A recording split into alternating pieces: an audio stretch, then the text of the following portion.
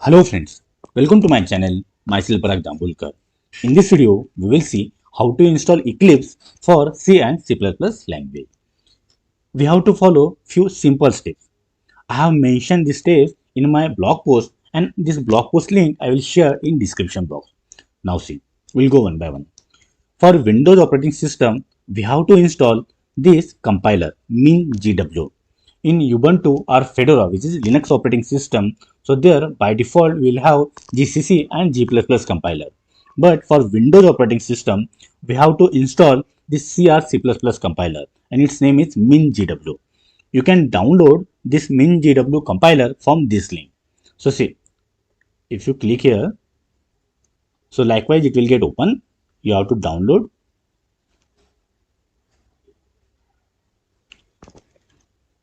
So see, it is getting downloaded. Now see, you have to double click on it and then you have to follow simple steps. By this, you will install MinGW in your Windows operating system. In Linux operating system, you don't have to install it. By default, it will be there. Then, next step, you have to copy path of this MinGW and inside that there is bin folder.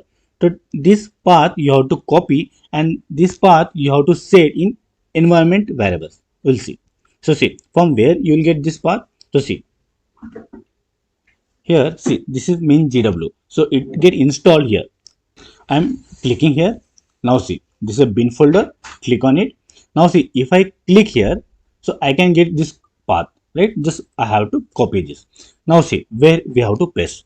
So see here you can follow this path, means you have to click on here, you have to search settings, then go to system, then about advanced system setting. That also you can do. Or simple way, here we have to search environment variable.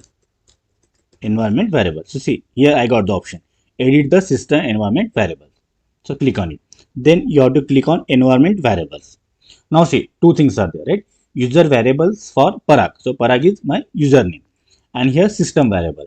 So see if you want to set this path for only one user, so you can change here. Or if you want to change this path for all the users on this system, so we have to set here. Now see, we want to change path for all the users. So see, system variables, here it is written. Now see, here you can see, there is a path.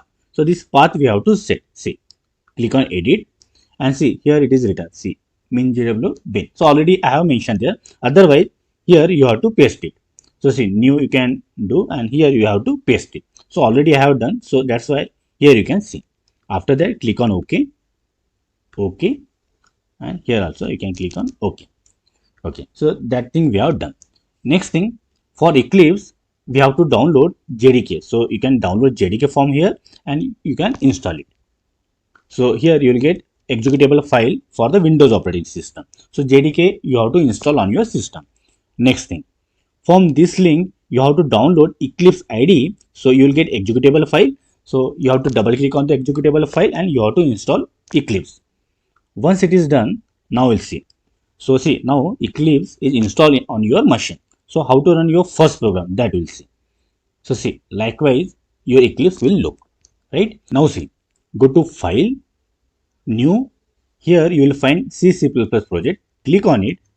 Then here it is, two options are there. So we have to write C++ program, right? So that's why select this, then click on next.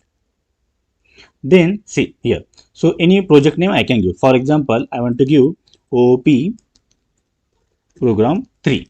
Okay, likewise I want to give. Now see, I want by default there should be some code. So here I am selecting hello world C++ project and here compiler we have to choose. See for Windows operating system, so already I have told we have to install MinGW. See here in first step, by this step we have installed MinGW, right? Now see, so already we have installed, so we have to select it. For Linux operating system like Ubuntu and Fedora, there will be GCC compiler that you have to choose. Okay, now see, click on next, next, finish. Okay. So see, we got this program. So see, from where we got. So here, this is our project name and see here, OOP program 3.cpp. So here is the hello world program. Now see, first thing that we have to do, we have to compile it. So see, go to project, then build project, click on build project. So see, build finish, zero error. So there is no syntax error. Now see, again we are going to program. Now we want to run this, right? So we can directly run from here or here. We have to right click here and then run as local C++ application. Click on it. So see, we got output hello world. So likewise, we can run our first C++ program in Eclipse IDE. Now see, what is the meaning of this? So see, these are all comments. These are the statements which will not execute. So anything that you want to mention, so to forward slash and whatever that you will mention. So that will be comment. This is single line comment. So see, to forward slash and after that, whatever the thing that you want to mention.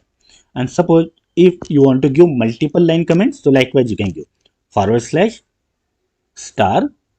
Now see, something you can put. If you remove this, still it will work. So see, so in between forward slash and star, and here star and forward slash, so in between that you can add any number of lines, so that will be considered as a comment in the sense that lines, that code will not get executed. So likewise you can mention the comments. Now see, next thing, so by hash include we are including header file. So this is our header file name, iostream. Then using namespace std. So std is predefined namespace. So afterwards in next video you will see what do you mean by namespace. So here C++ library is providing one namespace and its name is std. So just like a cout, this object is provided by namespace std. So we have to mention it. And by this keyword using, so we are mentioning that we want to use namespace std. Now see, so every C++ program will have main function. This is a main function. This is a return type of main function. Now see, this is the name of the function, right? That is the main. After that, round brackets. And in between this curly bracket, we have to write the statement. So see, every C++ program will start executing from the first line in this main function. Now see, here we have written some code. So see, cout is in predefined object. Cout is in predefined object of ostream class. There is one predefined class, its name is ostream.